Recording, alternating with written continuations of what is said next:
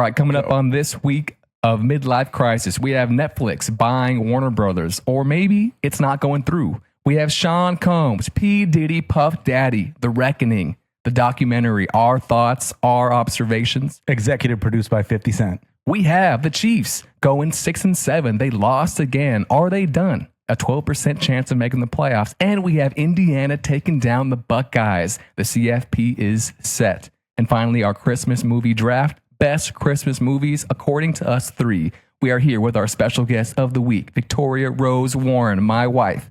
Let's get into it. Let's go.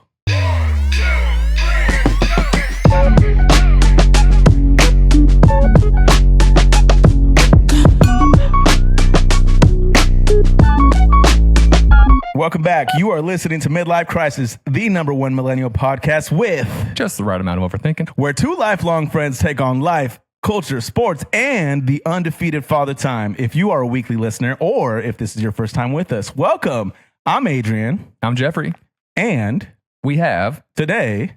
I'm Tori. Nice. Jeff's wife. We have my wife's here. Thanks for coming, Tori. Surprise guest. Surprise guest. I'm really happy that you're here because it'll be fun to have a woman's perspective with our debauchery and stupid takes. Craziness. But yeah, obviously you already talked about where we're going to jump into. I want to start this off if you're cool with it. Yeah, let's go. We talked about it last week. I want to start off with Spotify Wrapped. Okay. Reactions, because it happens every year. And my IG feed is filled with friends posting, what they think is like superior music taste. I'm just a hater. Well, and you posted yours. I know I did, and I said I wouldn't. So. Yeah, you posted actually at least 10 different slides of yours. You posted everything. Whatever. Okay, well, you got to go into it. What's your top artist? So technically, I didn't post my top artist because. Do you remember I told you? I don't know if we actually kept it in the last episode, but ever since Cairo's birth, I've always played Guitar for Sleep playlists. Okay. So it always fucks up my Spotify Wrapped. All my top artists is just some random European soft guitar beat maker or something. And then then I was actually excited because there were a few years where it seemed like they fixed that. Maybe they accounted for music that you play in Going certain hours. Yeah. Right. But no, I was actually disappointed because I was like, damn, I wanted to be surprised. Who did I listen to the most? But I did post the albums though. Okay. Top albums, which the #1 was Morgan Wallen. Thanks to you. Yep. What was the #2? I forget. Well, I know on the list we had Clips, right? Their album. The MGK album was on there. Same for me. Yep. Why can't I remember the other ones right now? Because I'm listening too much Guitar for Sleep. Anyway, what I wanted to talk about though, something that I found interesting. This is the main thing that stood out for me. I'm looking at all these people, our friends, people that I follow, whatever, post their Spotify Wrapped, and I see Drake in a lot of people's top artists. Didn't see a lot of Kendrick. I didn't see a lot of Kendrick, and I know we're probably gonna clip this, and I can already foresee the comments. What are you talking about, bro? Kendrick was in my top. He was my top 7. But so my take is obviously Kendrick won the rap beef, but I don't think it matters. I think Drake is just too big to fail. I don't think people play Kendrick at the party, and Drake just has so the library or catalog of his music is just so large, and it just you invite the girl over, you're going out with friends, whatever. What are we playing? We'll play some Drake. That's what we're doing. Yep. So, lost the battle, won the war. Won the war, possibly? I don't know. Tori, what was your top? I don't know if I remember what yours was. Artist is always Taylor Swift for several years now. So still top artist, but it was very girly, very, very classic, very predictable. Well, besides her, who else? Gracie Abrams, Noah Kahan, and... Sabrina Carpenter? No. Oh, it's just Jeff. I'm a fan, but no. Olivia in there or no? No, one of her songs was my top songs, but no. Okay. She's maybe better. Billie Eilish. Okay. All right. Do you guys, when you see how many minutes people post, do you judge them and see I have more minutes than you? That's what I judge the most. That's the first thing I look at. So, how much music they listen to? Yeah. Why do you judge it? Because it's like, oh, for this year I had 53,857 minutes of music played. So when I see someone has less than me, I'm like, oh, you're not cultured. I'm more of a music fan than you. I'm not judging them like that, but I'm more like, then the data is more realistic. Like it's better, more listening. Well, you probably had more minutes than me, Adrian, but it was all your soft guitar sleep. For sure. Yeah. It's a lot of minutes every time I'm sleeping peacefully. Should we go into like who else you had on there? Do you want to talk about who else was on your top artists or not? I don't remember who else was on my top. So I don't even think we can. I was totally wrong on mine. My top was Morgan, and then I had Mac Miller at number 2, which I thought was interesting because he's always in the top 5, but never number 2. Zach Bryan, I totally forgot about, was my number 3. Post Malone was 4 this year, and then MGK was 5. So at all, like there's a common theme here. There's a common theme in Jeff's top 5 artists, and it rhymes with right. It rhymes with right and hail. What?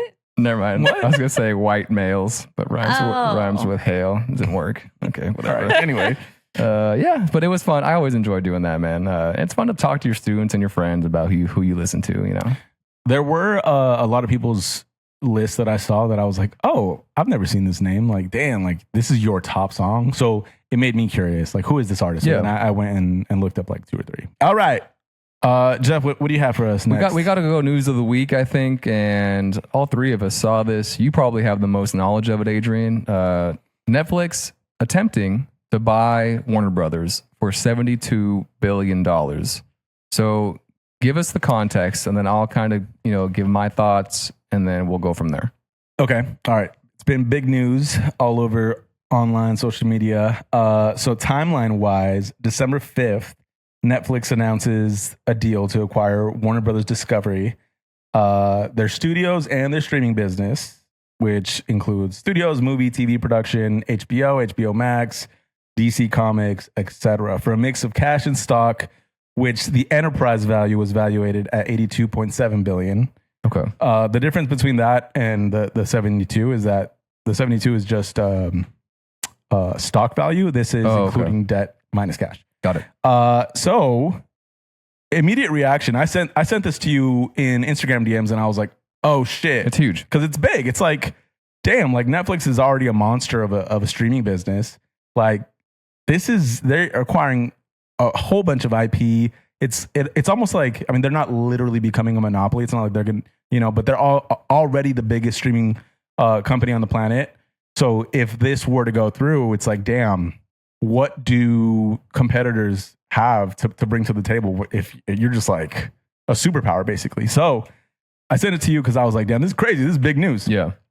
And then on the 8th, Paramount responded with, people are calling it hostile takeover bid, which the offer is different. So Netflix's offer is a mix of cash and stock. So Paramount comes in and does an all cash offer valued at $108.4 billion. Okay. But the difference for the deal is that this doesn't just include the studios and the streaming business. It also includes the cable TV side of Warner Brothers business. So it's like they're taking everything basically, where Netflix was just taking the IP side. So this deal would be more vertically integrated because then now it's like everything that they would own, they could also play out in like, TV, which not many people watch TV like that, but they have that option. What does hostile takeover mean? I don't know, man. I have no idea.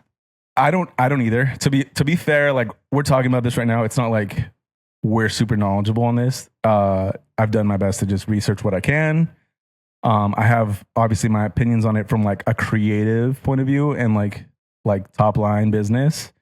My guess is that it's literally like a politics, board of the company makes a decision. Yeah, we're going to agree to this. And then, because here's the thing, the way I understand it, shareholders, right? It's not like it's 10 people that make the decision. Every single person that owns a share, you have a say, right? A say, yeah. Like a voting percentage based on your shareholder count. So if there's a larger offer, it has to be considered. Okay. Because otherwise it's not in the best interest of the shareholders. Right. So that's the way I'm interpreting it. It's like, oh, we had already agreed to this deal, but then now Paramount's coming in like, Our damn, offer is better or you, bigger. you didn't bring this up earlier. Yep. You know? Well, then you also have the government side of it too, right? Where if it is a monopoly that creates an unfair playing field, right? If they become, too big of a streaming service, HBO Max joining Netflix, then I think I did see Trump say he's not in favor of the HBO Max Netflix deal going through, and he would prefer Paramount. Right. Right. Which I kind of agree with. And, Okay. and the reason why is because the reason I was like, oh shit, this is huge news is I'm thinking of like the small creative, right? Like if you're a filmmaker, producer, whatever, you have a film. Because the way it works is if you have an idea for a concept, either you start a TV show or maybe you're doing documentaries or whatever, you can then pitch your content to the studio. To the service, And right? you Or the sell it to studio. them, Yeah, basically. yeah. So you get paid, right? But if there's one entity that has like all the streaming power, Everything. they can literally like push you around and be like, look, either we buy it from you or who else are you going to go to? Yeah. So we give you, pennies and dimes as opposed to, being the creator. If there's more of a equal, fair trade market, competition, then you can go to a Netflix or, if this goes through and Paramount gets it, then you can like almost have like a bidding war Right. between them, which is more fair for the creatives. Cause then it's like, now you get paid what you ultimately, Deserve. Exactly. So this would definitely give Paramount like way more Right. subscriptions, Yeah. dollar value in the future. Yeah, you So- get your Batmans, you get your DC, you get your AEW wrestling, you get so many things that Right. we don't even think about right now. So I mean, and to be clear, like the library of content is huge because it goes back to the beginning of Warner Brothers starting. Yeah. But some of the biggest IP names: Harry Potter, obviously DC, which we called out already, Game of Thrones, Lord of the Rings, and the list goes on. Yeah. Last thing I was going to say about this is that this kind of just makes me think like just adding on to what I had said prior. This makes me think of like Amazon. Like there's so many small businesses that can't compete because Amazon is so huge. So it's like small filmmakers and people, it would make it more difficult for them to be competitive in how much pay they can get for their projects. Yeah, figure out their way. So, yeah. Cool. All right. Jeff, what do you have? Let's quickly, Time Magazine is going to release their Person of the Year tomorrow or Thursday. And I love talking about this every year because my students do a paragraph or a research paper on who they think should be the Person of the Year. So, Tori, who do you think is the betting favorite to be the Time Magazine Person of the Year for 2025? I have no idea. You have no idea. Who would you pick for Person of the Year, like in the entire world? And this doesn't have to be a good person. Everyone always like gets all, upset as to who they choose because they think like, oh, I hate that person. They're terrible. This is more so like who had an impact or who had the most influence this year. Completely biased and not probably important, but I feel like Taylor Swift had a huge year. Okay, she did. Do you know that she won back in 2023? Love a repeat. She's had her time. There have been a lot of people that have repeated, so she wouldn't be the first. So I get that. I can see it. The engagement is definitely on everybody's mind. Adrian, I think. who would you Who would choose? I pick? Person of the Year. And it doesn't have to be a person. Sydney Sweeney. Sydney Sweeney? Yeah. Interesting. Why? The dress. Oh, come on now. That's one day. That's all we need. That's all you needed. Okay. And everyone knows I what mean, you're talking about too. also the Dr. Squatch IPO, the acquisition. Yeah, true. That was because of her. Right? She starred in Christie. She's been all over. She always is. So She had a banger year. yeah, but just not commercially. We talked about this for movies that don't make that much She money. has a movie coming out on December 17th. Okay. What is it? The Housemaid Okay. How do you watch it? Is it in theaters? in theaters. Are we gonna It's watch a it? novel that I've read. Yes. Oh, we're watching it day one? Potentially. What's it about? You see the movie. She takes a job. Sydney guys sound- Sweeney's character. You guys sound like you're married. I was It's called The Housemaid? Yes. Okay. A young woman takes a job cleaning a wealthy family's house and doesn't know what she's getting into, basically. Ooh. sounds sexual. It is. Is I it knew it. rated R? I don't know. We'll see. Okay. All right. We will be there. Maybe not day one. Maybe but not day one. Day two Maybe. or three. the leading candidate in terms of like odds, you can bet money on this, real money. The leader in the odds right now is artificial intelligence, AI. Stupid. And at a 47% chance of winning the award. And this wouldn't be like unprecedented. So before like when the PC came out, it won. I think actually in 2006, they said, quote unquote, you win this award. Like everybody that's now online, the people won. They had one year where it was like the Guardians of Truth won, where it was the journalists that were trying to make sure that the truth was coming out. They won. So besides AI, the leaders on the list of possible winners, Sam Altman. Yeah, that would be my guess. Pope Leo. Trump. If he were to win, it would be his third time winning. Jensen Huang. And he is the NVIDIA. Oh, yeah, the NVIDIA founder. Charlie Kirk. Mdani, New York governor. And Netanyahu, Israel. Okay. So we'll see. We'll see what happens. Okay. All right, what you got for us? All right, moving on. 47% of Americans are polyworking, which means practicing holding multiple jobs or roles simultaneously, such as a full-time job combined with part-time work, freelance gigs, or running a side business. The reason people do this, 68% of people need extra income for basic expenses. 46% of them are paying down debt. 34% want a safety buffer. So I wanted to bring this up because I'm just like, damn, that's crazy. Almost half the population is working their regular job and they have a side thing going on. Like I've had a side thing going on since forever, you know? But I don't know. Like when I read this, I was like, oh shit. So it's all of us. Isn't that kind of like weird?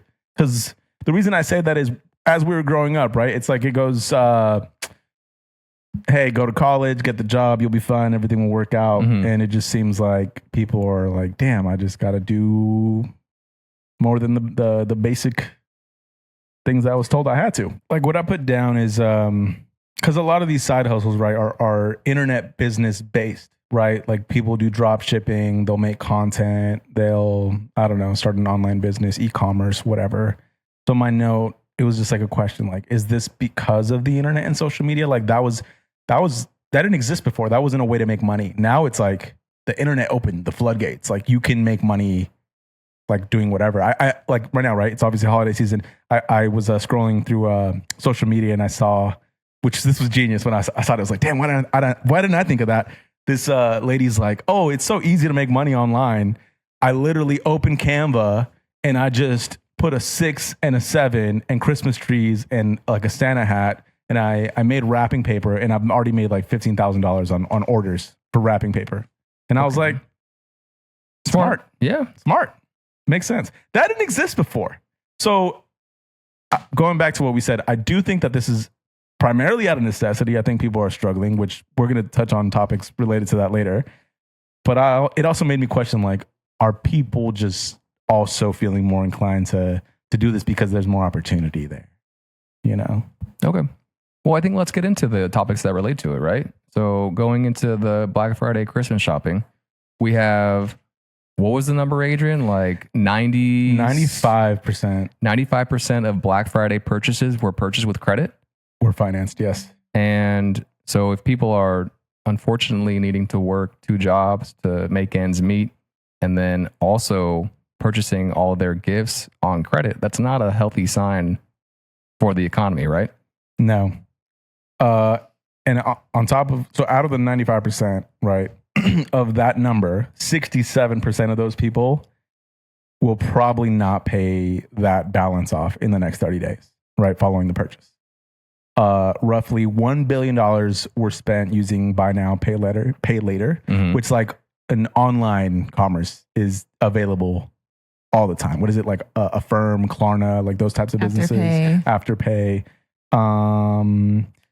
Speaking of online spending broke a record this year. U.S. consumers spent $11.8 billion, which is a 10% increase from last year, Black Friday, which is crazy. So for me, like on a society observation level, I'm like, do people just feel more okay with tacking on debt because we went through the pandemic and they're like, damn, I could die. We made it out. Fuck it, YOLO. Yeah. Like, is that why?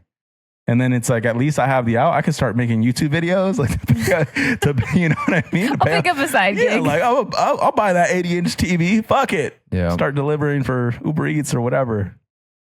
It's so fascinating to me. Like people, like the decisions, like this didn't exist before. Yeah, but you have people that get so excited for Black Friday, Cyber Monday. Me and you, Adrian, didn't buy anything. No, because I was like, I don't want to get a net. And I went online and I looked around for the deals, and I just thought to myself, oh, I don't think these are that great of deals. No. And they make it seem like it's good, like, oh, you're getting 25% off this TV. But then you still look at it and it's not that great of a TV, and you don't need it, and you're buying it for yourself, and you're not thinking, or maybe you're not, but like most of the time, at least for me, when I'm shopping, I'm like, oh, like, should I get that? No, I shouldn't. But you, Tori, you actually did a lot of shopping on Black Friday, right? I did, yes. So did you think the deals were worth it? I know you probably, put it on some of the credit cards, whatever, which is fine. But like, did you think that it was worth getting on there to find some deals?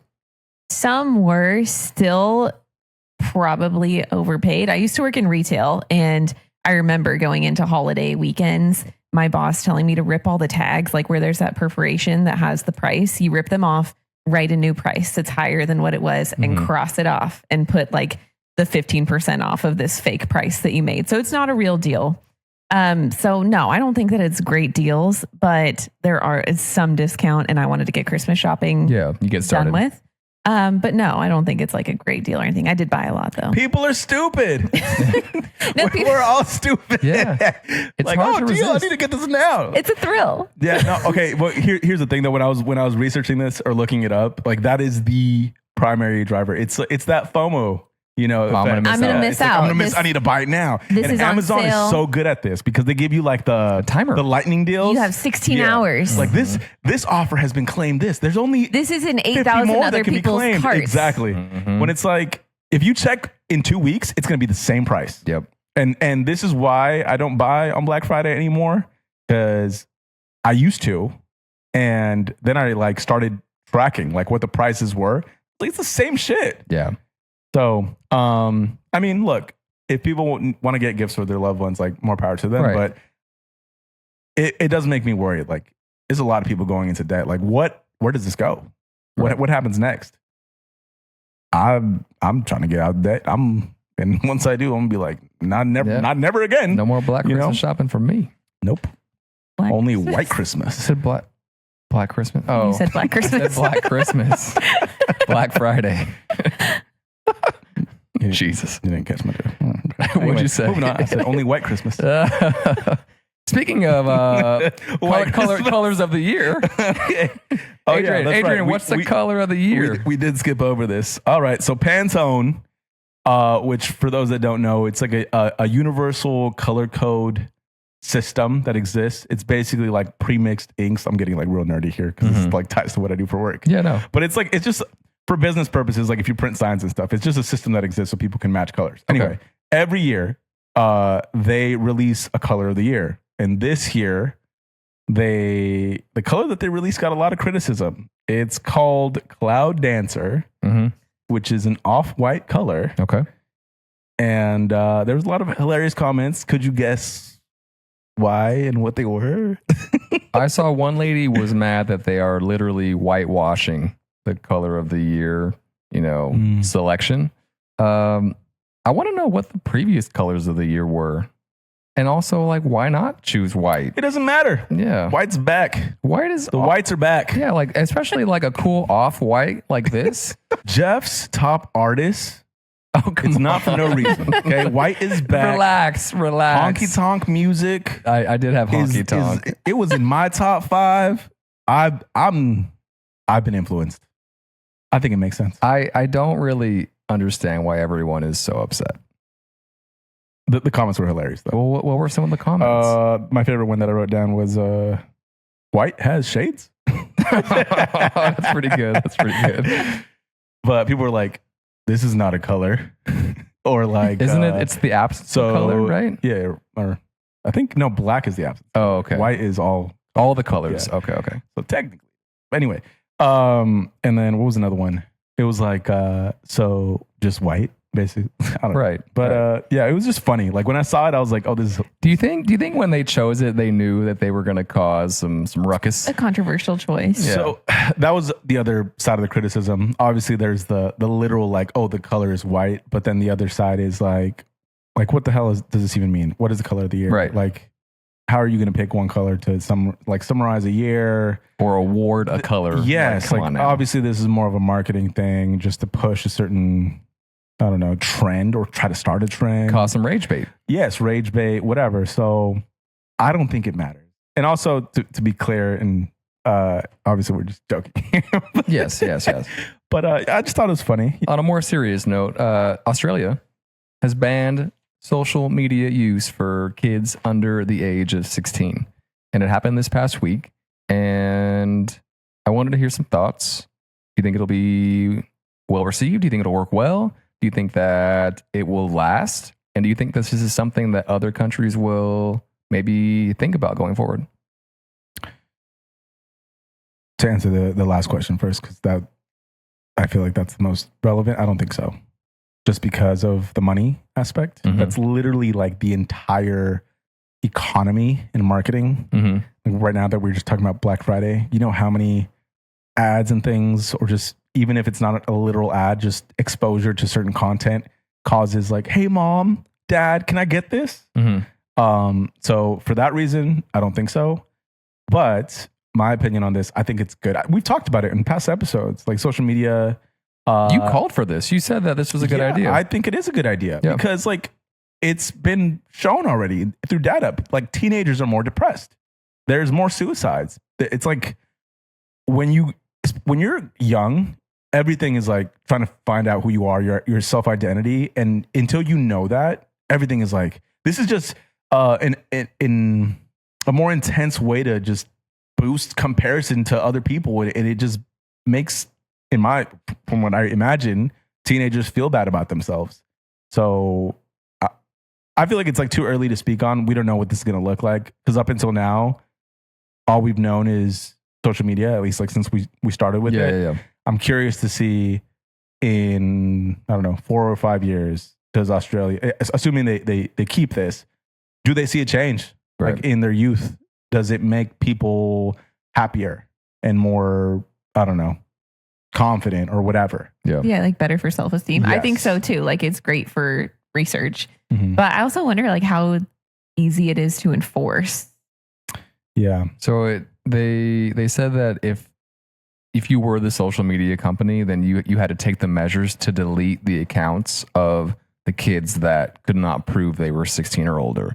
So they could still lie about their age, but if they had their age set as below that, then something had to be done on the maker or like the actual app's end to take that account off. And I saw a BBC like video interviewing. Come on now. I saw a video interviewing some of the kids from Australia, and one of the kids made a good point. They were like, it's kind of like what they did with, alcohol, or whenever they take something away. When you take something away, it's going to, have us want it more or desire it more. Mhm. So, and then there's also this point where they didn't even take off all of the social media apps. So Steam is still there, which is like games, right? Mhm. But Roblox was not banned. You can still have Roblox. Discord was not banned. Facebook Messenger still there. Pinterest, and I know this is kind of more my lane, but Google Classroom. So there's still ways like to communicate with your homies. You can get down on Google Classroom. Yeah, if you're like saying, yo, meet at the beach or whatever, you can put that on Google Classroom to your boys or to your friends. So I don't know. I think it's a cool thing to try out. Will it work? Who knows? Yeah, I think it's too early to tell. But I've said it before. I think the internet as a whole is a net positive. I think social media is a net negative, just Okay. on people's levels of happiness. Mental health. Yeah. My hot take also will tie to this Okay. for later in the episode. But let's move on. All right. What else you got? Really quickly, Southwest is going to make you buy 2 seats if you are a plus size passenger starting January 27th, 2026. And that's why there's Ozempic. All right, moving on. I just thought that was like, they're actually doing it. And I know that they'd been thinking about it for a while. but to actually make people pay for 2 seats if they need the 2 seats. I think that's important. Yeah. All right. Just like big news. Big news. Huge news. The hugest news. Okay. We're stupid. We got to cut that part No, we out. don't. No, we don't. Don't know what you're talking about. Do you want to go into the Diddy doc, or is that for later? Whoa. That's for later. Okay. Let's do this. Did we? No, we actually haven't talked about this. Okay. So obviously earlier we were talking about Black Friday. This kind of relates. I thought this was like, I mean, it wasn't a surprise, but anyway, headline is young adults in the US spend nearly half their paychecks within the first 48 hours of receiving it. Okay. So this is according to a new survey by Talker Research. Basically says that people rush to cover groceries, housing, utilities, credit card payments, bills, and other basic expenses. Only 28% of Americans have enough left over to put money into savings, which is crazy. It's crazy. To me, at least. The cost of living crisis in the U.S. is dire, with almost 7 in 10 people living paycheck to paycheck. Everything from food to rent to healthcare is too expensive.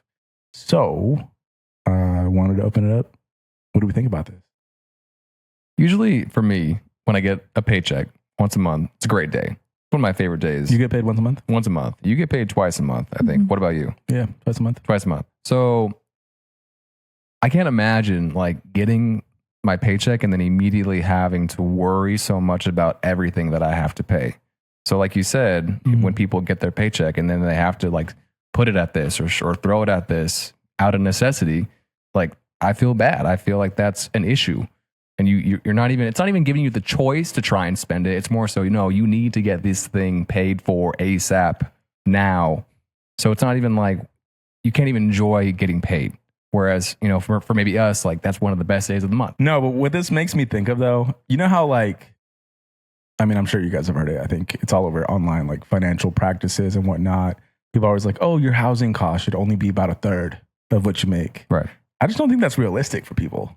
And I think the majority of people, it's closer to like half at least, and yeah, like this makes me think of this past weekend too, right? I went to LA and we're out and about and it looked empty to me. I'm just like, damn, like people aren't going out. Yeah. And I think like everything's just compounding between groceries and rent and all this. So seeing this headline, I'm like, that makes sense. Did it look different back in, say, 2019 when you were out in the same area in LA? Popping, packed. Way different? Way different, yeah. Okay. So, Tori, what about you? More space for me. No, I totally agree. I see the same thing, like those, like it should be a percentage of your pay that you pay in rent. And even for people with good incomes, like just cost of living is so high. If we weren't married, I like don't know where I would live and afford things beyond rent, like that much beyond rent. Well, not just that, but like even go again. I keep referencing the Black Friday piece. It's the debt too, like having to keep up with your rent or your mortgage or whatever, and then also if you have a lot of debt, you're handcuffed. Yeah, that's yeah. For quickly for us, for me and Tori, even looking to try and buy a new house, possibly for a small house that we were looking at, maybe for $600,000 in Temecula, let's just say, it was going to be probably closer to half of our combined income. Yeah, and just the mortgage is exactly too high. Like anything we want. It was going to be $4,500 a month minimum, or more, I think, or like more. 5 or more. And that's just for the mortgage itself. That's before everything else. So yeah, that's going to be way more than 35%. So yeah, it's crazy.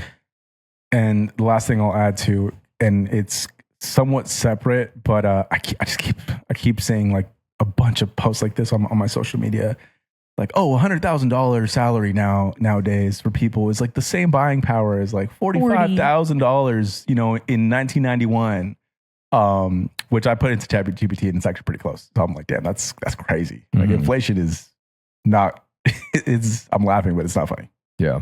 But also like the majority of people don't make that.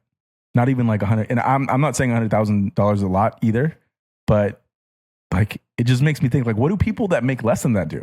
Right. Have two jobs. Yeah. Like have multiple jobs. Yeah. It's crazy. So hopefully things change. All right, let's change topics. enough depression over money. Let's talk about depression over not having sex. I know where this is going. The number of men who are 25 and over and are virgins is at an all-time high. This is from a Complex article. Surveys show a record increase in men 25 and older who haven't had sex, reflecting changing relationships and priorities. Experts cite financial strain, stress, shifting social norms, abstinence being intentional, which I think is a lie. I think they just can't. For others, it's shaped by circumstance. So, in the past, we've talked about men specifically, not being willing to approach women at a bar or things like that. This is kind of crazy to me because, like, I remember when, like, I was younger. I mean, also, I'm not saying I'm representative of the majority of people, but I was like, I'm gonna go talk to you. You were ready to roll. I was ready to go, and now I'm just like, what? It makes me curious, like, what has caused this? I think I have an idea, but I want to hear from Tori. I hate to blame everything on the pandemic, but like 25-year-old men were 20 in 2020. Right. And those are like growth years, like when you're meeting a lot of people and like learning how to approach people socially, like a lot of dating.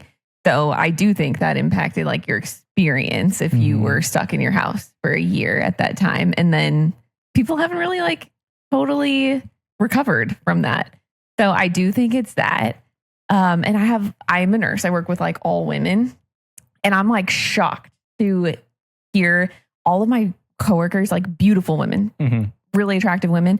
And you would think that these single women are just like dating so many men, and it's really hard. Like, and these are outgoing women. They are out and about. They're not at home, and they're not approached. Like the dating is challenging. Are they saying the dudes are too afraid to like come up to them and make the first move, or when they do, it just is odd and awkward? Both. Okay. In public, going out with a group of girls, they're not approached. And then even online dating just doesn't result in anything. Yeah, nothing really working. Like fabricates. I don't know. Huh. Online dating can be exhausting.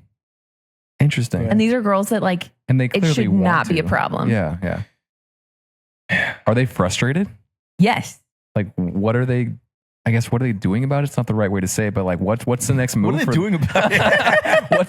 what is their like next Tell move? them to do better. No, but like try harder. Are now they saying like they have to be the ones? It's not men's problem. No. But do they need to go? Like, do they feel like they need to go initiate? When they're at the club dancing now, or I feel like the girls that I talk to that do date more successfully are more forward. Okay. Yeah.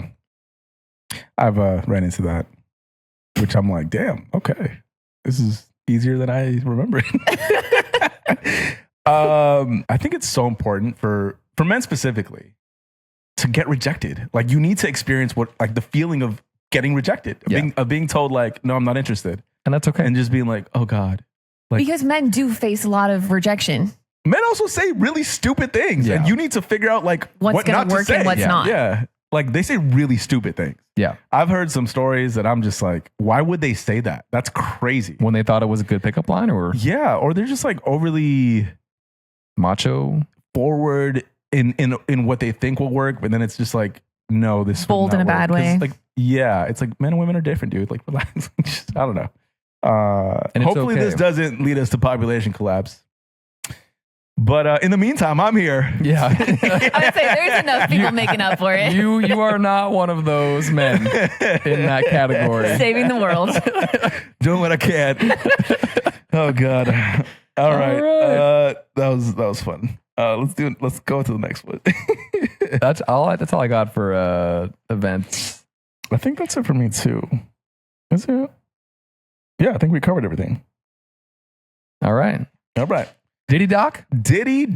Moving on to TV, film, music, and video games. So for me, the only thing I have is just TV, which is the Diddy Doc. We both said that we weren't going to watch it last week. Yeah, we were kind of talking shit on it. Yeah, and then I went home and I was like, you know what? 4 episodes, 4 hours. I always knew you were going to watch it. No, you didn't. Yes, I did. I turned it on and I was like, damn, this is really good. So I watched the whole thing. I have a lot of thoughts. You have more of the context, Big AG. What you got? So I'll run it through, which and we talked about it last episode, and I was like, yeah, I don't know if I'll watch it. I'll watch it if it becomes like an interesting topic online and people are, which it And then kind of it's the has, number has one. been. It's the number one like TV show on Netflix or doc, whatever. So quick outline of or timeline of events. The documentary, for context, is executive produced by 50 Cent. 50 Cent and Diddy have had quote unquote beef for some years. It started in 2006. 50 drops the bomb diss song accusing Diddy of having a role in Tupac and Biggie's deaths. 50 Cent has claimed Diddy has made him uncomfortable for years publicly, sharing their weird interactions on radio show interviews. Like specifically, there's one 2018 Breakfast Club interview where Diddy offers to take 50 Cent shopping, and he just gives him a look like, "What the fuck you just say to me?" Like a grown man, like, "I'll take you shopping." It's weird. It's crazy. At least to 50. Yeah. If you told me that, I'd be like, all right, let's go. All right. Anyway, so 50 was also outspoken when Diddy was going through this whole case, and they were, out looking to arrest him. And he even wrote a letter to the judge that was, in charge of the case in this year. Right. And then last year, Diddy's son released a diss track calling out people that have spoken out against his dad, 50 Cent being one of them, which all led to 50 Cent dropping this documentary on Netflix. So, reactions. You watched it before I did. Then you dropped it in the chat and you're like, damn, this documentary is actually pretty good. Yeah. So I was like, all right, I got to watch it now so we can talk about it. So this is coming from, I had no prior knowledge of anything with how he even got started or any of the beef or any of the stuff with Tupac and Biggie and Suge Knight. So all of that was like, I'm learning this for the first time. And mind you, this is a biased documentary, right? So I'm trying to keep an open mind as to like, okay, this person's saying this, but maybe some of this is not all the way. They added some sauce on it. Right, like some sauce is added. But it was interesting to figure out and find out about like how he may or may not have been involved in their deaths, Tupac and Biggie. I really enjoyed like trying to see if he actually is talented or not. Like all the stuff with everyone shitting on him for not being musically talented, I thought was so interesting. And then how he may have used, people for their expertise and knowledge for him to then jumpstart his own career. That was super interesting. The Kid Cudi stuff at the end, do you remember that? When he may or may not allegedly have gone over to kill Kid Cudi for sleeping with his girlfriend, like shocked me. And then at the end, when you have the jury members finally come in and explain why they acquitted him from the more serious accusations or charges, I thought was good because then you have the jury members also showing like, oh, like this is why we didn't find him guilty. And obviously the doc thinks that the jury members are stupid for finding him not guilty, but you have to have that in. You have to show that side. Like this is what they thought. This is, what actually happened. And then, for the viewer, you have to decide, like, what do you think of him? Do you think he was actually guilty and all that other stuff that goes along with that? So what'd you think? I thought it was great. So a lot of what was shared in the documentary, I was already on like a very surface level aware of. Yeah. But it was interesting to get tossed in a little deeper. Like, I didn't know that his whole rise to fame started with that like tragedy, for example. Yeah. My biggest takeaway from it was just like, damn, it makes sense. It makes sense that he is as successful as he is because he's just like a ruthless asshole. Yeah. Like he is willing to do whatever and use anybody by any means necessary to get what he wants. And he's really fucking good at it. Like really good. Not just that. Not only is he really good, at the very end when they were talking about the music award that he got, which I forget what the actual like title of the award is. It's like Person of the Year or something, but like, you know what I'm talking about? Yeah, I think and then like Kanye went on stage and was like, this is my favorite artist, which I was like, even when I remember watching that award show and I was like, no, it's not, but politics. My point is like, if Kanye, who's actually like a really like talented genius creative artist, obviously has his own things that he's said and done or whatever. I'm like, this is not your favorite artist. Right. Which now in retrospect, I'm like, this is just the type of person that he is. It's like fear politics, you know? Yeah. Crazy. Curious to see what happens. Yeah, I don't know what else to say about it. It was very interesting though. Yeah. Is this like the craziest like fall of like, you know, downfall of fame? Oh, and any celebrity that we've experienced? Michael Jackson, maybe? Oh yeah, that's another good one. Or bad one. But yeah, infamous. Yeah. Well, I mean, we'll see what happens, but Charlie Sheen. I don't know if that's on But this. he's still pretty famous. Yeah. He's still well liked, I know. despite. I know. I don't know. I don't know the whole story of what he did, Charlie Sheen. That was Winning. Well, like, yeah. Period. The end. Oh, yeah. See, I don't know the whole story there. You I'm a guys fan. are you? Never mind. Two and a Half I think Men's it's my different. favorite Yeah, show of all time. Yeah, it's such a good show. Did you watch that documentary, Tori, on Charlie Sheen? No, but I actually would like to. I heard okay. it was like, all right. Okay, pretty good. Yeah. But anyway, that's our recommendation. If anyone's listening and hasn't watched it, go watch. Yep. Go get diddled. Oh, jeez. Jesus. All right, let's move on. Are you gonna listen to 21 Savage new album coming Friday? Yeah, probably. Yeah, I'm excited. I love listening to new 21 Savage. You know, it's funny. I never really listened to 21 Savage like that, and then you started recommending a lot of songs, and I was like, okay, now I'm a fan. Yeah, he's cool. He's fun.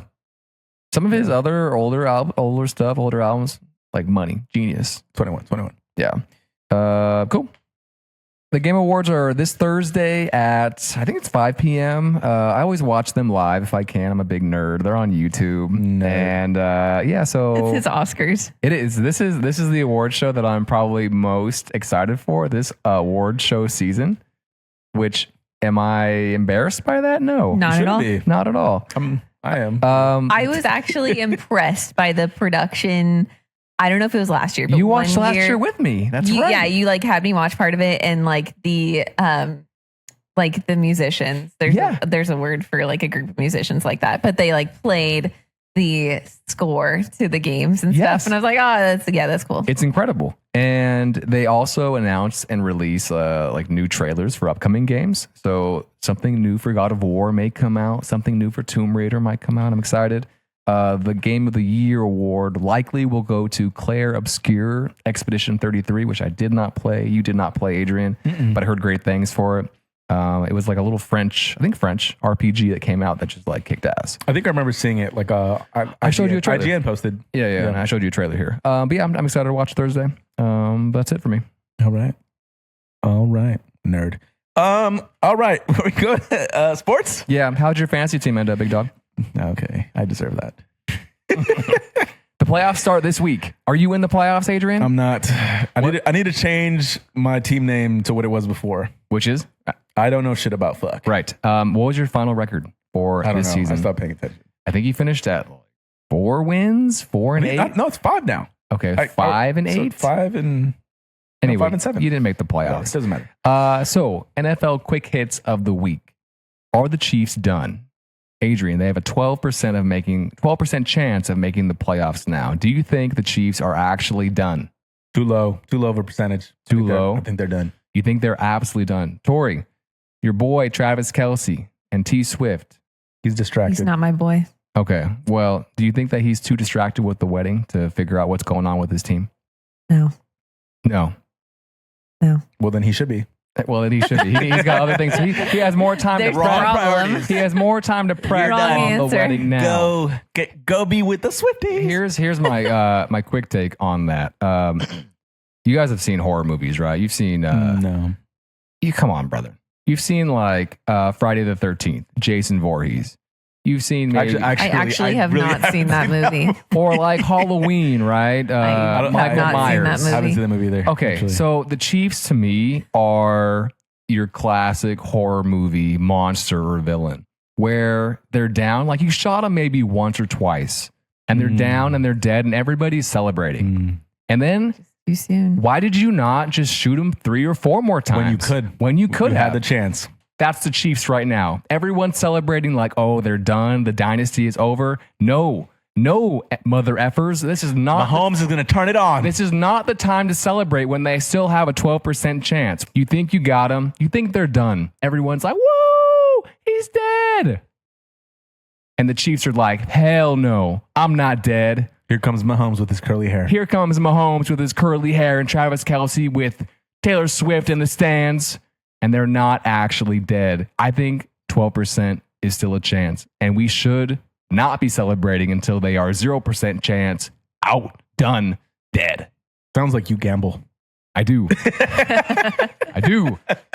I'm just worried, man. I'm worried that everybody's celebrating like, oh, the dynasty's finally over. The monster is dead. In reality, they're on the ground. They're almost dead, but we need to like not Bury just them. We need to bury them. Exactly. Who's going to bury them? I don't know who they have next, but whoever they have next, like, don't stop again. So obviously I don't follow sports, but I feel like people love an underdog. Like people would love for someone to beat them. Yes. But I actually think it's so much more impressive when a dominating team or like athlete stays winning. No. Well, No. it's impressive, but we don't want that though. Do we not? Okay. We want different outcomes. We want different champions. I just think like the mental toughness to stay a winner is even stay harder hungry. than to be an underdog and to overcome and win. It is. Not that it's not hard to You're be an absolutely underdog. right. Like once you win, you probably lose, or most people lose some of that hunger. Yeah. I'm kidding. I actually agree with Tori. I get what you're saying. Like it's impressive if you can do it again and again. But like, and again. fuck them. Right. But like, the reason I'm playfully saying no is we've talked about it on a past episode. Like people love the underdog story because they see themselves in the underdog. Like, It's I don't always relatable. win. It's relatable. When people start And winning too much, inspiring. it's no longer relatable because people struggle and they're just like, fuck, what's wrong with me? Blah, blah, blah. If you see someone winning all the time, you're like, fuck this guy. Yeah. And you just think like, oh, they're just better. Like that Exactly. person who wins all the time. And you But can't really, wait for them to fall. So you can be like, I told you so. Yeah, it was time. Yeah. That's all of us right now. That's why everyone's like, fuck the Chiefs. Yeah. As they're on their ass, like trying to swim and stay above water. A lot of people are happy right now. Which, yeah, I know. I feel that. I don't even follow sports. And yeah, I'm like, it's time for something new. It's a good observation. 12% chance, still a chance. I'm not celebrating just yet. The Colts are who we thought they were. Sad for Daniel Jones tearing his Achilles. But now we have the resurgent Phillip Rivers coming back into the league to play quarterback for his old team. Former San Diego Charger, LA Charger, Phillip Rivers. I have here that his nickname is Never Pull Me Out the Game, Coach. That's his nickname? That's his nickname? I feel like that's my nickname. I'll be on Like dates on like his that. Don't pull me jersey, out the never game. pull me out the game. I was going to say that's his nickname because he's got like 13 kids. Like that's the joke. Okay, that's what my head was. That's the joke right there. But he hasn't played since 2020. He's 44 years old and he's coming back because they have nobody else on their roster to play quarterback. And I'm excited to see it. Like I'm a fan. He is a shit talker. One of the most competitive guys I've ever seen. And he's old as hell. But we'll see what happens. It's so crazy to me that there's like 40-plus-year-old NFL players. Right. Like That your body has survived that long alone. Well, yeah, because it's like the NFL is not like a soft sport. It's taxing. You can get a crazy injury at any point in the game. Right. Like that's Career why ending. Exactly. That's why there's like such a finite amount of games in comparison to other sports. And then here on basketball, you're already old at 30. Yeah. Yeah. You're considered So an it's unk. like True. what? Like how are you old at 30 in he's the NBA? But No, that's what you are. I know. That's what they call me at school. No. I know. That's It is. Once you hit 35, then you could be. Okay. Lions played well against the Cowboys last Thursday. The Lions need to finish 3-1 over the last 4 weeks to make the playoffs. We have the Rams this weekend. I still think the Rams are the favorite to win. Like even though they lost to the Panthers a couple weeks ago, the Rams are still my number one favorite going in. So Lions need to come in and prove it. I think I'm a Rams fan. What? Because of the I'm just location kidding. or because It's of the team? proximity. Just proximity. All right. You can be a Rams Gotta fan. choose some allegiance. I'm kidding. I feel like you should choose right now. Like stake your claim. I can't. God. Do you have any color preference? That's how I choose. Yeah, it is. Black. I knew that. So you're a Raiders fan, I guess? Sure.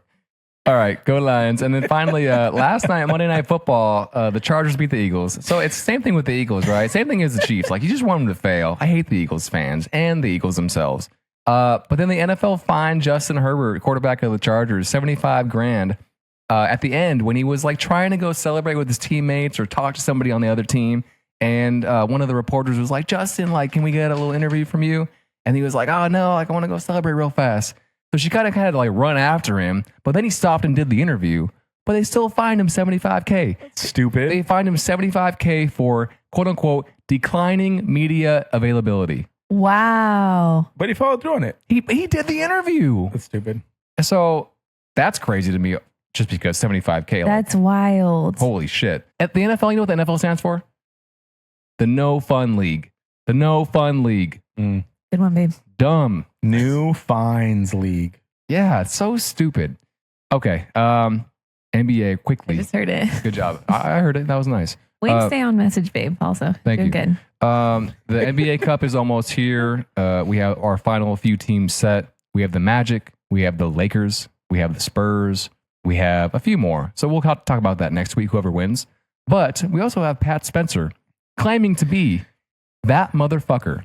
And that's his words. He had like a game winner the other day, and he's running down the court and he's saying, I'm that motherfucker, as loud as he can to the crowd. Adrian, he's on the Warriors, backup point guard, playing in relief of Steph Curry, who's hurt. We talked about him like way back episodes ago. What do you think of him now? I love it. I love the story. I haven't watched any games. To be clear, to be fair, I'm going to throw that out there. But I have watched the highlights. I've seen it all over my feed on IG. What I love about him is that he looks like your average white guy that just walks into LA Fitness or 24-hour Fitness and just plays like, recreational basketball. Yeah. Pick up game. No, like legit. It's like he looks like an average guy. He's not that tall. He's not that tall. He's not that big. The name also fits that. for context too, basketball is not even his primary sport. He was really fucking good at lacrosse. Yep. How good? That was like his main sport. Was super good. Ends up revisiting basketball because he did grow up playing it, and then does the whole what is it? Goes to the G League. G League. Thank you. I was like, what is it called? The G League. He does the G League circuit, gets a chance to get onto that actual Warriors roster, and doesn't get much playing time at first, and then he starts getting these moments, and then now we're here. Yeah. He's that motherfucker. This is about like an underdog. Yes. Right. You beat me to it. I was about to say, this is what we're talking about earlier. Like, this is the underdog story. Not just that, the fact that if we're being honest, the majority of people in the NBA don't look like him. They're tall. Not the Pantone color. More like, bigger, faster, whatever. And I don't know. I love that he wears like the sleeves, like the t-shirt, because it's like most players don't do that. Yeah. He looks a little different. It just adds to his look. And the fact that he's got the confidence and the attitude, it's like, I like it. He waved goodbye to the crowd when he was at the free throw line the other day because he hit both of them and he was waving bye to the Cavs fans or whoever it was. He's a dog. And like you said, he was the number one overall. Motherfucker. Exactly. He's the number one pick for lacrosse, the premier lacrosse league. Goes back to Northwestern to play ball and then goes to Germany during COVID to play ball. And then enters the G League and then gets his shot with the Warriors now. What a story. That's really cool. That's really cool. Honestly, I think like this is a way more fun and impressive story than your typical like NBA star. Yeah. Very inspiring. Yes, because it's like, I could do it too. Maybe. Anything's possible. Yeah. Oh, what I love too though is, I don't know if it was the last game or the game prior. The last possession of the game, he had like a one-on-one ISO moment with his brother. His brother's in the league too. Yeah. That was fucking cool. He missed the shot. But still, but it was cool because like all his teammates, Steph specifically, were like rooting him on, and that's so fucking dope. Yeah. Imagine growing up with your brother, like playing ball in the backyard, park, and then you grow up, you're in the NBA, and then you do this, you have the story, play overseas, go to the G League. Now we're here. I'm about to give you this bucket. He missed it though, but still a dog. No, still it's awesome. It's cool. So, and they'll have that when they're 80, on their rocking chairs. They'll be like, "Oh, remember that time I locked you up." Pretty cool. Bitch. All right, moving into college hoops and college football. Indiana takes down the Buckeyes. After a week of me getting shit on for Michigan, getting that ass waxed by the Buckeyes, the number 1 Buckeyes go down to the number 2 Indiana Hoosiers. Now, does it actually matter in terms of the college football playoff? I watched the end of this game, by the way. Yeah, and it was a great game. Mm-hmm. Doesn't actually matter. I was happy for you. Thank you, because I was really happy too. I was watching it live. And in terms of seeding, it matters. It more so, I think, matters to just like overall psyche and like confidence. Like they're not unbeatable. Yeah, they were, unbeatable for a year, but Indiana took them down. Indiana has Fernando Mendoza, the Heisman frontrunner. Is he Mexican? Fernando? I don't actually know what his ethnicity is. I think he is. He's like a light Fernando dude. Mendoza? Yeah, he's got to be, right? Doesn't matter. Anyway, Doesn't matter. My note for this is after I was getting so much crap on our TikTok for my Michigan post the other day, everybody was hating on me, right? They were like, oh, like Michigan sucks, Buckeyes by 1 million, whatever. So after they lost to Indiana, I saved a photo of Fernando Mendoza's headshot, his professional headshot, and just commented the headshot on all of their posts. After I learned what rage bait, after I learned what rage baiting was last week. Wait, on Instagram or TikTok? On or TikTok. Reddit? On TikTok. Because Wow. So I was trying You're to be so with it. Yes, I was rage baiting, and I was, but I was being respectful. I was just posting his photo, and I got a couple of people caught in my web of rage bait. I was a master rage baiter. You were masturbating? You're masturbator? I was a master. You're a rage- masturbator. I was a master rage baiter. Okay. And now going into the college football playoff, we'll see what happens, right? They're both like number 1 and number 2. It doesn't matter. But we shall see who goes further on. I'm rooting for Oregon because my dad. And I'm rooting for Indiana just because now they took the Buckeyes down. But we'll see what happens. Notre Dame got snubbed. And everyone's like all up in the arms of like, oh, why did Notre Dame not make it when Miami did and Alabama did? Whatever. Notre Dame, the coach and the AD decided not to play in the bowl game after not making the college football playoff. And everybody now is like, oh, like how can you set that precedent of not playing in the bowl game after not making the top 12 CFP? I just think Notre Dame's a bunch of wieners as well. Fighting Irish. The Fighting Irish, yes. So that's my soapbox for CFP. And then finally, one last thing, Michigan basketball, baby. We're number 2. We're 9-0. Another 25-point victory today Jeff's just trying to make himself feel better. over Villanova. we have a kid on our team, a player he goes by the name of Yaxel Lindeborg, 6'9" senior transfer from UAB. Dog. He could have been a first-round pick last year in the NBA draft, but he came back to Michigan because he knows that we could win the title this year. Is he the top player? Well, he's one of our best players. Our team is stacked, dude. Like they're beating everybody left and right by a lot. So I'll keep you updated. Like Diddy. Okay. Okay. Bad joke. And then last thing, are you going to come over Saturday to watch John Cena's last match? I would love to. Yeah, he's facing Gunther. So the final is set. Gunther won the tournament, and John Cena's last match is Saturday at 5 p.m. Pacific or 4 p.m. Pacific. Saturday night's main event. It's a big deal. That's huge, actually. I'll bring Cairo so you can see that John Cena is real. Yeah, exactly. Like I'm gonna get a little emotional, I think.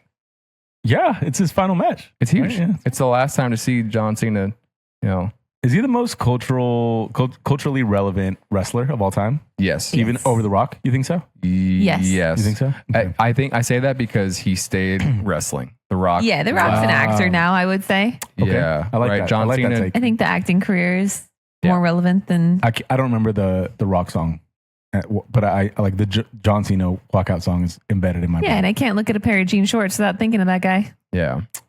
Or like long jean shorts. Dwayne still probably is. I could just hold on. I just want to say, like, you guys are probably at the beach walking down, like Venice or Huntington, wherever.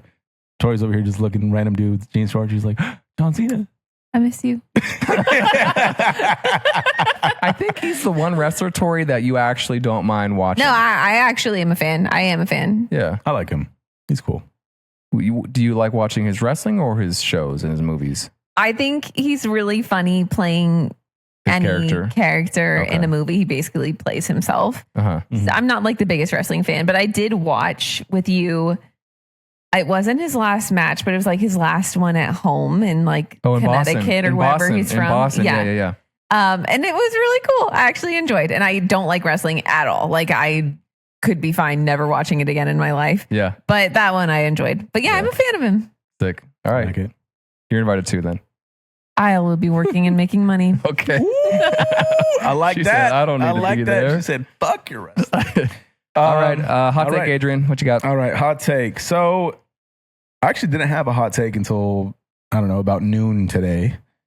And I came across this post on social media and I was like, you know what? I like this take. I agree with this. I believe in this. And it was basically this creative guy who posted like a set of it was like notes basically from his phone, whatever. And it was just his opinion. And the headline is, people can't do it too. And in short, what he was trying to say is, we're so accustomed to the idea that it's like, oh, you can do anything that you put your mind to, which, to be fair, is not a bad idea or thought to have if you want to pursue dreams and ambitions and you have passion. But in the age of social media and the internet, in short, what he was really trying to say is that the internet has made people feel like they can do anything and everything. And it's not to say that people can't try things or that they don't have talent or that they're not intelligent and so on and so forth. But because everything is so performative on social media specifically, and we're all glued to our phones every single day, it just puts certain lifestyles or activities or whatever you'd want to call it on a pedestal. And it gives everyone like the sense of like, oh, if they're doing it, I can do it. And there's one big piece that's missing.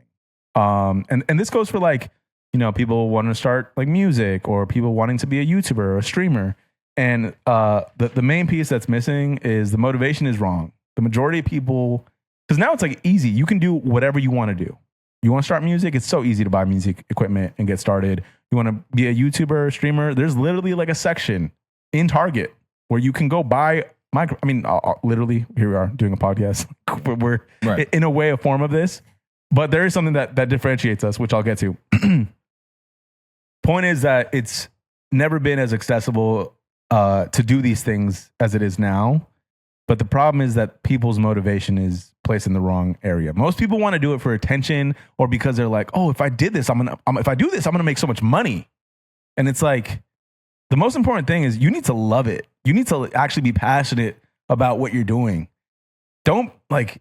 Too many people online, whether it's music or streaming or YouTube content or I want to be an influencer, entrepreneur, they do it because they want the attention. They want the validation of like, oh, look at me, I can do it too.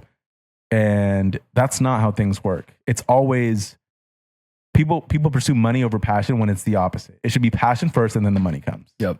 So I think motivation's more important than the goal. Exactly. And the last thing, and this is, even with us, I mean, obviously it's not like we've been doing this a very long time, and it's not like we have a bunch of people that listen to us, but the difference is that people will start something and then they'll stop.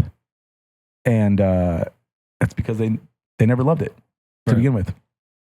I totally agree. I was just telling you guys tonight that I've been like so impressed by you guys continuing to do this and all the effort that you put into it, because you guys obviously enjoy the process, which is so much cooler than just like, I want to be famous or I want this. Obviously, like it would be awesome for this to just totally explode, but like that it's great that you enjoy it. And I totally think that like watching any content too, the most successful creators enjoy creating. I think it's very, it like bleeds through too. Like you can usually tell, like you feel people's passion. Yeah.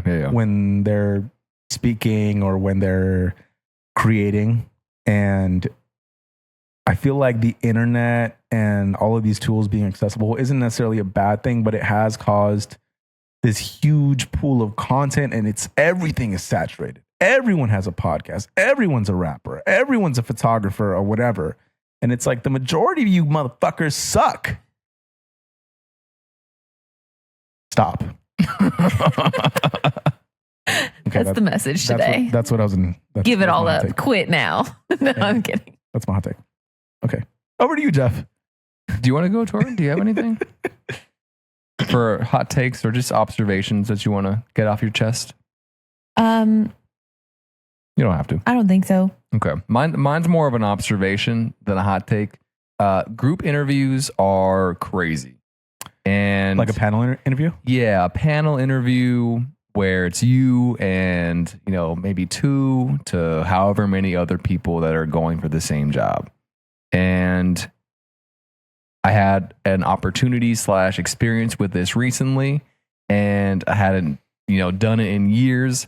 But it just was wild. It's crazy, like meeting the other people that you're going to go in there with, and then like becoming almost friendly with them, right? Because you're a person, and then you're going in there, and there's one position open, and you're like, I have to sell myself. I have to come across as, a professional, as knowledgeable, as just right, or quote unquote like ready in every single way, while not putting others down.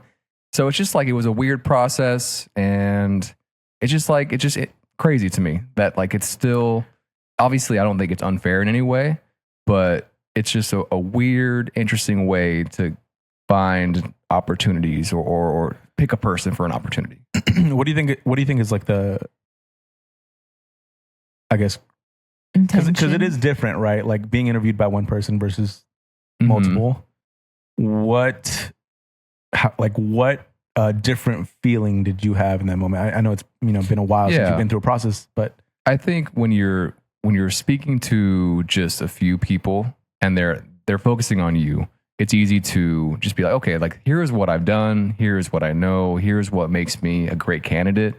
I think when you're with other people, you're hearing them and you want to add on to maybe what they're saying, or maybe you want to disagree with what they're saying, but you have to like try and find that balance of like, okay, how do I make myself stand out in this panel while also not coming across too strong?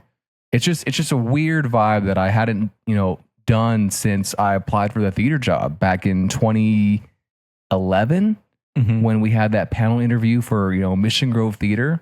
So when you're going for these, more professional, like, serious opportunities, having other people who are just as qualified or more qualified as you in the room, and honestly, like they probably did better than me. It just kind of like makes you feel like, oh shit, like I need to step my game up more going forward. So yeah, interesting. I feel like I hate interview processes because it's performative. Right. And I agree with everything that you're saying. It just makes me think of like younger me and like the fear of like coming across a certain way. And I think everyone like carries that with them. But now I feel like I reframe it now mentally. And at least for me, like specifically myself, my journey, career and everything, I think it's like, thankfully I've hit a point personally where it's like, I've done enough where it's like, all right, you can think that I don't know what I'm talking about, but I know that I know what I'm talking about. Yeah, the confidence. I have the confidence and the experience. Right. Whereas before that wasn't there, but now it's, and I think that comes with just repetition. Yeah. Like just doing it so many times and you've just hit a home run. I just hit another home run. I did it again. I did it again. The knowledge that I can do this. Right. And if I did it that many times before, who are you to tell me that I can't do it again? Right. I can do it with or without you. So I do think that there's like a feeling of like intimidation, but I don't know. I'm just thinking for myself because the reason I'm throwing this in is because I'm also, just need more reps. I'm about to present something, right, to a panel of people, and I'm actually excited. Like for the first time, or not the first time, but I know for a fact I would not have felt this way when I was younger. But I just think like something clicked, a switch went off where it's like, what can you tell me? Right. Like I already know. I know it all. Yeah, I don't know. I know it all. I know a lot. But it's more like I know enough, and I'm willing to learn. Right? It's not like I think I know everything, but it's like I know for sure I am valuable, and it's either you see that or you don't. And if you don't see that, then I'm better off without you. And if you do see that, then we're gonna make some dope shit. Yeah. And that's the energy that I'm gonna bring. And if they're not receptive, it wasn't meant to be to begin with. It didn't work out for a reason. Exactly. I totally agree. So this is my hot take then. I love interviews. I wish that I could interview and never work, just do interviews and not have a job. But I do think that individual interviews are like easier than group interviews because it's just an hour to talk about yourself and give your experiences and why you're qualified for a job. But the group interview is like respectfully scary. It's scary. Yeah. It's scary, but you do have to like balance showing who you are while being like nice to other people. And I've done both, but I still feel like sometimes interviews are not even about the content of what you say and just like Your vibe. I feel. are we fitting? And especially in a group interview, Do I like want to have a beer with you? yes, like do we? Could I hang out with you? Mm-hmm. And for will 12 we get hours a along? day? Will we get along all the time? Mm-hmm. But I totally agree that it is about at a certain age, it gets easier. Like you have the lived experience and you know, I'm qualified. That other guy said, like, no, you can't do it. But like, I can do anything. Mm-hmm. Is this job for me or is it not? Like, Right. I don't know. I agree. Like, I actually feel like in a way, sometimes it's bad to be too professional. Because then you come across like a robot. Yeah. It's like, oh, I don't want to hang out with you. Yeah. This is your whole personality. Like, are you a real human? They want to see who you are. Yeah. Like, I would rather They saw you on paper. come as myself. Like, yo, I could do this. Do you want me or not? And I mean, I'm not going to be disrespectful. Yeah, but like, yeah. if I'm passionate, like, It'll come through. Maybe I'm not saying it's good to curse, but if it comes out like it's genuine, then like, this is me. Yeah. They get You know? 1 hour to see who you are. Yeah. If that. So I feel like it's better just you know, pardon the phrase, but you got to come out and just whip your dick out. You Respectfully. know? Respectfully, of course. In a group interview. Yeah, because it's like, if you don't want me as me, I don't want you either. Then I don't want to be there. Yeah. I feel like it's such a game though, group interviews. It's like they are just enjoying. It's like the movie Saw. I Yeah. had a group interview where they made us play musical chairs. Oh God, I would walk out. And like, what do you do? Like, do you fight that girl for that chair? Do you be nice? Or like, are what you, yeah, are what they do trying you to see, do? are they passive, too aggressive? they are just like, it is such a social experiment, a group interview. Yeah. Wow. When was that? How long ago was that? That was a long time ago. That was in okay. college. Okay. But in my adult life, like- group interviews still have been like, Let's see who is going to be our next nurse. I know. Musical chairs edition. the choice is yours. Play the Taylor Swift song. All right. This was good. What hurts this week for you, big dog? Nothing. This was actually a great week. Okay, good. Solid bounce back from having to pay for the breaks. Nice. Tori, what hurts this week for you? I feel old this week. I had a hard week at work and my feet, my back, everything is sore. I'm just My neck. Yeah, I was My back. I heard it too. But like really though, Wait, so have you described to everybody like what you do? I'm a nurse. I take care of children with cancers of the blood, any cancer and different blood disorders. So it was a tough week. Yeah, just like long days on your feet, which I do all the time. But just it was like a little bit more like physical labor this week. And so I'm just like tired. But yeah, my back is sore. But I need to, it's my own fault. I need to do more strength training. Yeah. Sounds like some good shoes would be a... I have great shoes. I haven't heavily invested in shoes. The shoes are not the problem. She's got lots of The shoes. body is the problem. All right. Sounds like a, Christmas massage. gift. Oh. Okay. Yeah, actually. Yeah. For me, what hurts this week? I was teaching iambic pentameter to my AP seniors, which is just a form of poetry. Fun. 10 syllables per line where the stress, if the rhythm changes per syllable. Shakespeare was famous for iambic pentameter. So when I was gone on Friday, they had to write a diss poem on me using iambic pentameter. Were they too good? And I told them, I was like, as long as you're not using, too many curse words and you're at least somewhat respectful, like I can take anything. So I came back on Monday and they read them out to me. And Holding back the tears. I was like, oh my God, these are really hurting right now. They made fun of my hairline. They made fun of this podcast. They made Like real personal character kids. attacks. yeah. They made fun of everything that they've been holding in all semester. They unleashed. And by the end of the day, I was great. like, damn, like, You're just like, good work, guys. good job. You guys all passed. High fives for everyone. High fives. And they were like, Mr. Warren, like, we don't really mean everything we said. You're like, that's fine. I'm just going to start wearing a hat every day for the rest of the year. Yeah. So it was fun. It's a great lesson. I do it every year. But yeah, this year, like, they took it to another level because they had the chance to. So I respect it. Adrian, what feels good? Brakes, finally. My car is, we're back. We're back. Anyway, but aside from that, this past weekend on Saturday, I had the opportunity to go to one of my close friends' film screenings, who I've known since high school. His name's Sterling Hampton. We had him on the podcast, obviously, before.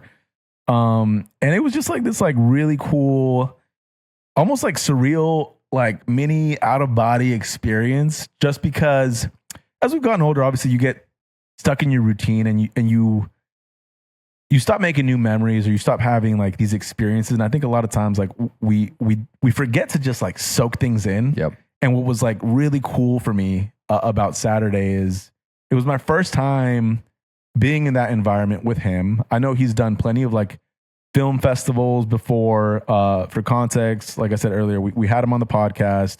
Really talented film director, creative. He's been doing it for like almost 2 decades, like the same time as how long I've been doing, the creative work and all that.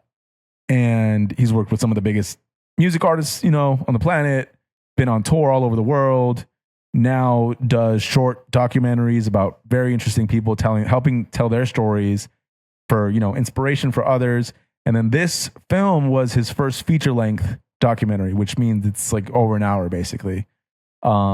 Really cool. I was actually surprised he actually threw one of my songs in the documentary. Oh, wow. Yeah. So cool. yeah, I made the poster for it. I did the title design, and it was just cool being in that room, because it's like, damn, like here we are in our 30s. I'm standing next to you. Like, this is epic.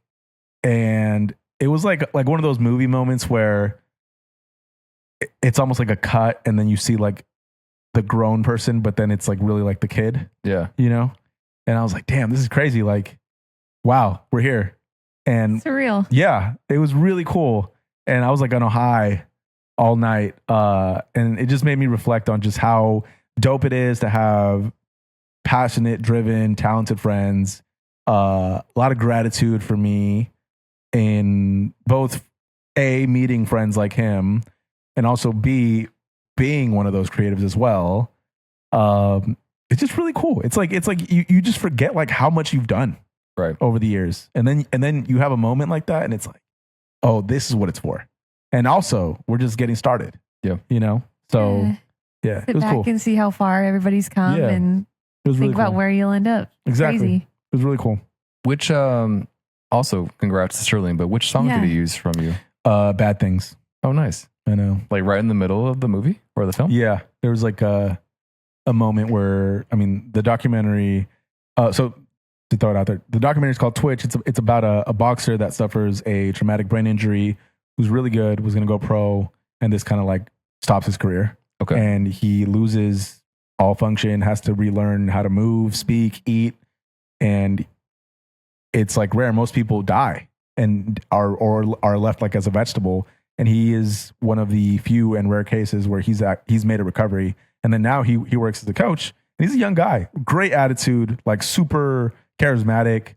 So it made the story that much more impactful, because it's like, damn, like you're a dope person. But yeah, it was just like this moment where he says something, and then like it's like perfect time to like drop something hype. Yeah. So I was like, you didn't tell me my songs in here. That's cool. So it was cool.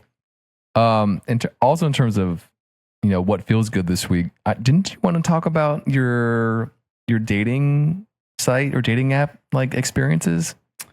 Or no? I didn't want to, but since you're bringing it up. Oh, we can cut this. No, this is good. I thought it was going to be like a funny joke for I the actually pod. forgot. Okay, all right. So what Jeff's talking about is I went on a date. No, well, I did go on a date, but that's not what started it. We were playing video games. Yeah. And I had, we all got our headsets on. We're just talking. I'm playing Battlefield 6 with you and your brother. Yes. And just casually, like to me, it was normal, but I think your brother started laughing. One of you guys started laughing. I was like, oh yeah, I just downloaded the Black dating app. That's what it's called, by the way. It's called BLK. And as soon as the words left my mouth, I was like, damn, this probably sounds ridiculous or like crazy. But it doesn't sound it to me. And you guys know me, obviously. But I was like, damn, this is like, I don't know. This is like someone that, like, I don't know, random white dude, Asian dude being like, oh yeah, I'm on blackpeoplemeet.com. Uh-huh. And you had a couple dates. For context, I love black women. I love all women. I love all women. But that's why this has become a thing. because it's like they were laughing, not because it was ridiculous, but it was like, oh, it makes sense because it's you. Yeah. So yeah, we got dates planned. Okay. Yeah. I The calendar is full. Yeah. Couple coming up. Mhm. Cool. I think that's awesome. It did kind of surprise me, but Really? Really? well, it surprised me that you actually downloaded the app and are using it. Why? I just didn't know you would. I didn't think you would. Oh. But I think it's cool. I don't think it's a surprise. Single man. Why Yeah. not? Yeah. Why not? Loves black women. There you go. What feels good? This week at work, a patient celebrated her birthday, and it was just like really cute and sweet and just very heartwarming. Obviously horrible to be in the hospital and celebrating your birthday battling cancer, but it was just so sweet to see her so happy and around her family and her friends, the nurses. And Yeah. it was just a sweet day. Nice. It's cool. It's like finding positivity in the dark moments. Yeah. Yeah, I like that. Nice. For me, this past Sunday, my dad, my brother, and my uncle Bob, one of my dad's best friends since they were children, went quote unquote Christmas shopping. It's an anniversary or it's an event every year. I think they've been doing it for over It's 40 a tradition. yeah, over 40 years now, where they would go and Christmas shop and buy at least Quote, a few unquote. things. At least a few things that they would buy for their, loved ones, whoever. And this year we went out to Puente Hills Mall and met up at Best Buy, went into Best Buy and got one thing. And then we went and had a few beers at the local Chili's and maybe a couple other bars. And it's a great day where we get to, see our Uncle Bob and hang out with my dad and, wear Christmas sweaters and just enjoy some football, maybe buy some gifts. And it was just fun. I want to join next year. Yeah. Next I wanna time. be part of this. I think, next year you should come. Yeah. It's fun. It's a good time. So that's what feels good. All right. Last thing we got on the agenda are Christmas Drum movie roll, draft. please. Yeah, but I guess I already said it. Our Christmas movie draft. We're each going to draft 5 movies. Our favorite or quote unquote best. Best Christmas movies, in our opinion. Yes. I think we should let Tori go first. Okay. She's the guest. The guest. We'll let you get first pick. And then Okay. you can decide. Unless you pick my first pick. Yeah. We'll do 5 each and then we'll give our honorable mentions at the end. And then I also want to say the worst Christmas movie at the very end too. Okay. Okay. All right, Tori, you got first pick. Okay. My first pick is National Lampoon's Christmas Vacation. I don't think I've ever watched Oh, you would like it, that. I actually. probably would. I feel like it's a very good depiction of a white Christmas. Okay. Why is that your first pick? Or why is that the best? I just think it's hilarious. I think I also watched it with family, so I have a lot of ongoing family jokes. Okay. There's From an that emotional movie? tie. Yeah, Is that Chevy Chase? it sure is. Yes, it is. Okay. All right, cool. Adrian, go next. You can have second pick. Ooh, wow. So generous. Damn, what do I want to pick? All right, I'm gonna go Home Alone. Okay. Good choice. All right. Yeah, I'm gonna go Home Alone. Classic. That's like the easy pick. Ooh. I'm going to go Die Hard. Non-traditional Christmas movie. Okay. Yeah. It's classic for all the right reasons. I know it's not your typical Christmas What happens? film. What's the movie about? There's a terrorist attack on that building and he has to what's his name? I can't even think of John McClane John McClane. has to from the inside stop the terrorists. I know I've All seen right. it, bro. Just checking. Oh my On god. All right. December 24th, right? And there's a Christmas party. Yeah, it's literally You guys Christmas just watched Eve. this last night. No, Stop. I've seen it multiple All right. times. He's like, yeah, it's my favorite. Yeah. no, First time watching it. Oh my god. All right, Tori, go ahead. Okay. My next favorite non-traditional Christmas movie, but my favorite Christmas movie is the Harry Potter series. Oh, you dog. Are we sliding that? Are we yeah, letting that slide? that counts. All of them? Or we can take Harry Potter, You- the Sorcerer's Stone. All right. They But, are kind of like It is a movie that you think to watch, or at least I think to watch in the Christmas season. Okay. There's all the elements of Christmas, like They always- friendship, Magic, yeah. good triumphing over evil, monsters, magic. demons. They always highlight their Christmas break too, and the gifts they Yes, get. and beautiful music, the snow coming down. snow seasons. All right. Adrian, what you got? Elf. That was my next pick. Not anymore. If I would have taken Elf first, would you have taken Die Hard in this spot? No. Oh, damn it. Okay, I should have gone Elf first. No. Okay. Why are you choosing Elf?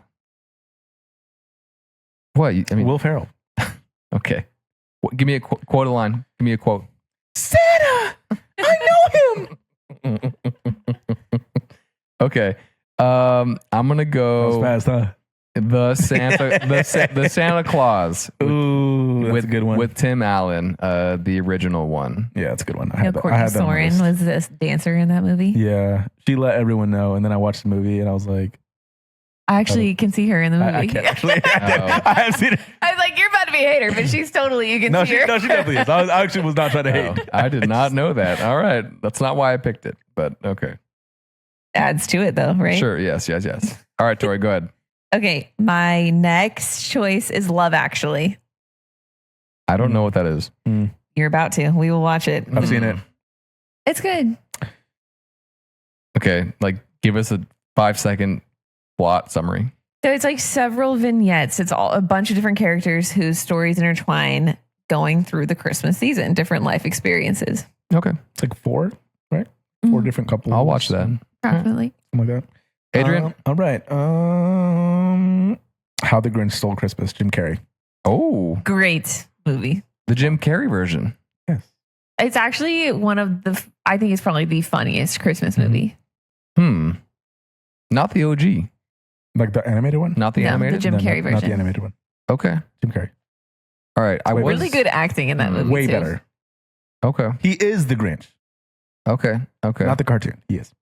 Then I'm going to take the cartoon because that's on my list. Oh my god. And I'm not just stealing your ideas. That literally was on his Weak. list. I think the cartoon is better than the Jim Carrey version. And I think you like it because it's like 30 minutes. You like a short. I do like a quick film. Yeah, I do. So I'm going to go OG animated How the Grinch. Have you watched the Jim Carrey one? Yes. Only one of yes. them is quotable, and it's the one I picked. So My favorite's when he's like sorting through his mail and he's like, jury duty, jury duty. see, I'm winning. Okay, your turn, Tori. Okay. My next, another non-traditional Christmas movie, Bridget Jones' Diary. What? I haven't seen that one. It's like a girl's movie, but it's so good. It's so funny. We should watch it. Okay. Okay, I got one. This is a nostalgic banger. Jingle All the Way. You dirty ass. Are you serious? Is that the one you thought of in the car? I literally wrote it and it was going to be my last pick. I've never seen it. Oh, it's great. All right. Well, tell the people what it is. So Arnold S. Schwarzenegger. Hey, dude. Stop. It's his name, dude. All right. So he plays a dad that he's trying to have a better connection with his son. His son wants this toy that all the kids want. It's really hard to get. And he goes through this long mission to try to get this toy, super popular Christmas toy. What's the name of the toy? I forget. too. Anyway, he ends up becoming it's like a superhero robot. And he ends up like at the end of the movie, like turning into or dressing up as, and becomes like his kid's hero. Yeah. Through like a long plot of struggles to get this toy. And then, they live happily ever after. Yeah. I think if we were to rewatch it now, we'd be like, oh, this is not good. But back then, Yeah. banger. I used to always watch it as a kid. Yeah. Okay. Great pick. Huh. I'm going to take Jack Frost and maybe an out of nowhere pick, but this reminds me of going to the theater with my dad when we were little.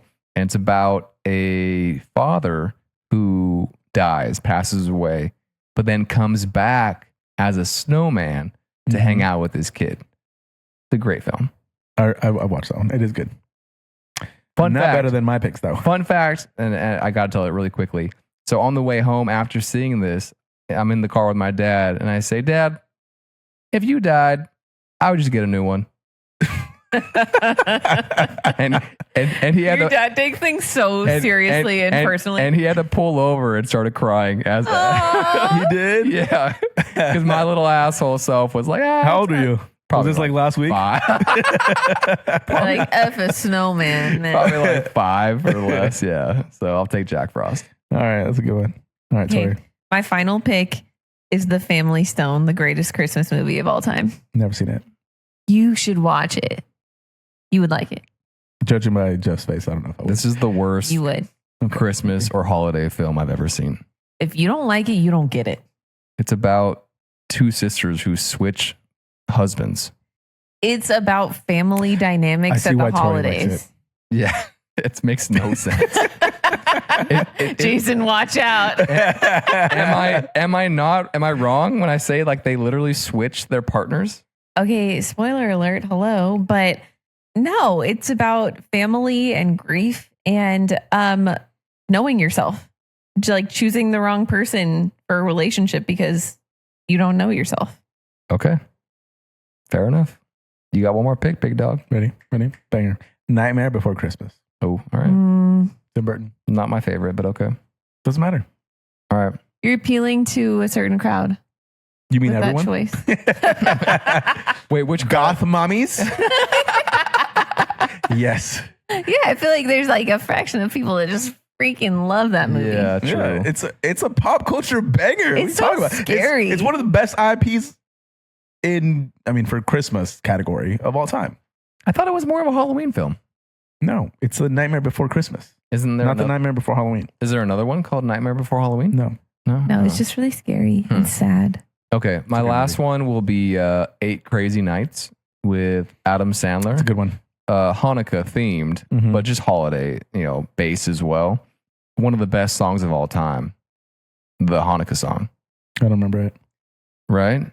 You've all heard that one. No, you got to sing it. I don't know it right now off the top of my head. 1, 2, 3, go. It's like Hanukkah, Hanukkah. Not what it sounds like Oh at God. all. Okay, well I'm taking 8 Crazy Nights. Never going to watch this movie because of that. It's animated. All I remember from the movie actually is like there's this one scene where all the reindeer are like pooping on each other. I don't know why. It's like ingrained in my head. It's a great film. You're not making Sounds people like want to your watch favorite this. movie. Doesn't matter. It's a good film. It's my 5th pick. All right. Okay. Quickly, honorable mentions. Go, Tori. Honorable mentions: Christmas with the Cranks, Had The Polar Express with Tom Hanks, Had that. Mickey's Christmas Carol. To get him a case for his harmonica, and he sells his harmonica to get her a chain for her locket. That's a good one. She loves him so much. And then this one, probably unpopular, but Office Christmas Party is actually like a very funny Christmas movie. It's a Wonderful Life, classic Christmas movie, great message. And Little Women, another untraditional Christmas movie. Nice.